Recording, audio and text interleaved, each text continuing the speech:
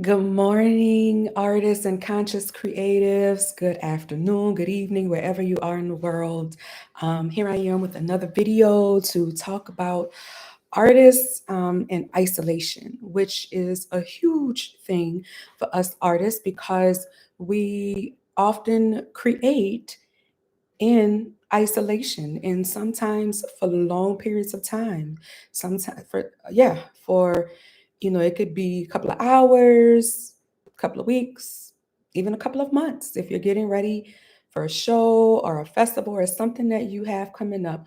Isolation is a real issue, a real thing. So I definitely want to dive into that and also give you some solutions as to how you can combat the effects that sometimes come with being isolated and alone for long periods of time. But before I do, please allow me to introduce myself. My name is Maisha Francis.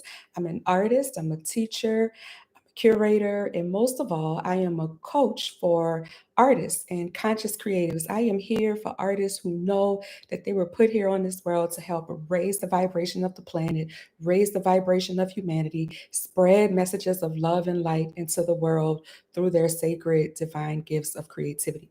So let's jump right in. Real quick, I definitely want to just expound upon that notion of artists created in isolation. So definitely it's it's it's what we do because sometimes you're receiving all of these downloads and you're allowing that energy to be channeled through your body and then out into the world as this beautiful creative thing. But sometimes it takes more than one iteration. The first iteration might not work. It might be terrible. So you got to go back in and you come out with the second iteration. The second iteration might not work. It might not be what you saw in your mind's eye or the vision that was given to you. And so in that space of time, it can be lonely, it can be depressing. You sometimes feel misunderstood. You're even sometimes ridiculed for being what people perceive as being a loner or a little bit isolated without they don't understand that you are literally trying to channel something so powerful into this world, and it hurts when you don't get it right, when you're messing with different supplies and materials and you spent hours, maybe even weeks on a project, you step back from it and it is not what you imagined, what you envisioned, what you dreamed. It doesn't feel right, it doesn't speak, so it can be um hurtful almost. That's the way I can explain it, to the point where you're like, I let spirit down, I let myself down. So you're kind of in a dip, you're feeling some kind of way, but you also know that you got to get back to this work.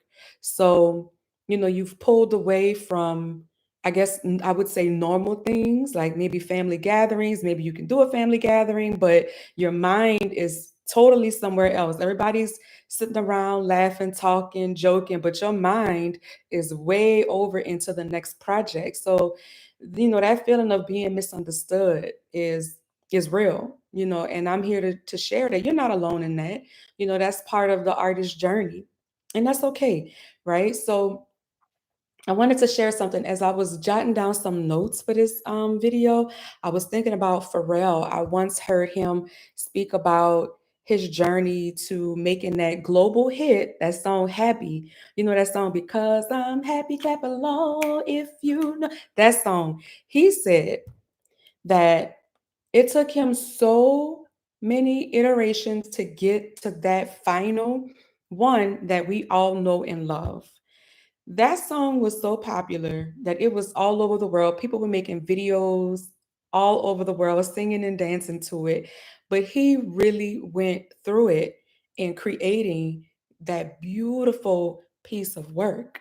So that's my encouragement to say that, yeah, this artist isolation, depression, loneliness, being misunderstood, it is a real thing. It's a journey to get to your masterpiece. But there are some things that you can do to kind of smooth over the process.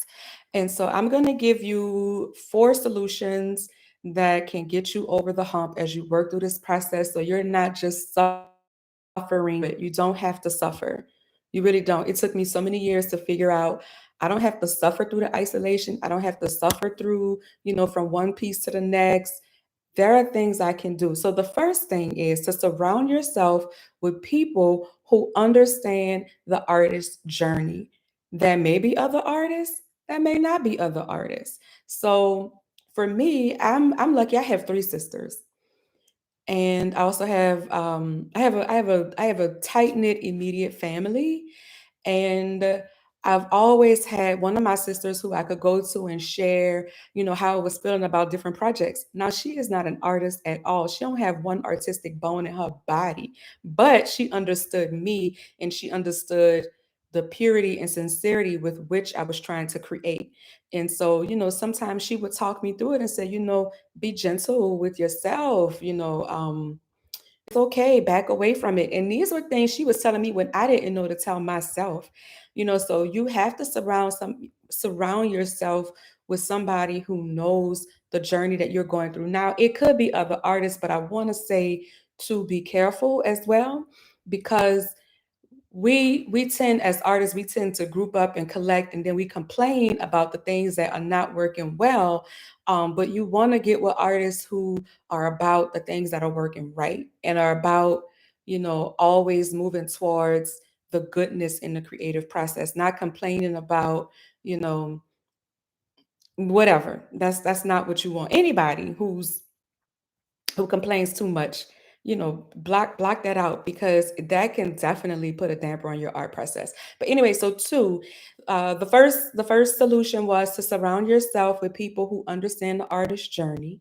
And then the second solution is to be conscious of when you are falling into a stump. If you are in a dip, you've been working on something, it's not working now, you want to paint over it, you want to just tear it up, throw it away, delete all the files. Be conscious of that and understand that, okay, I'm starting to feel some kind of way. I need to do something to not dip all the way into this, because it is a slippery slope and you can shut down. You will shut down if you don't take grab hold of those mental thoughts and feelings and do something about it. So really, really be conscious of when you're getting into that dip. The third thing is take nature breaks. And I learned this the long, hard way. If I'm working on something and it's not working out, I back up from it. I go take a walk. I go sit in the park. And my favorite thing to do is actually to drive around.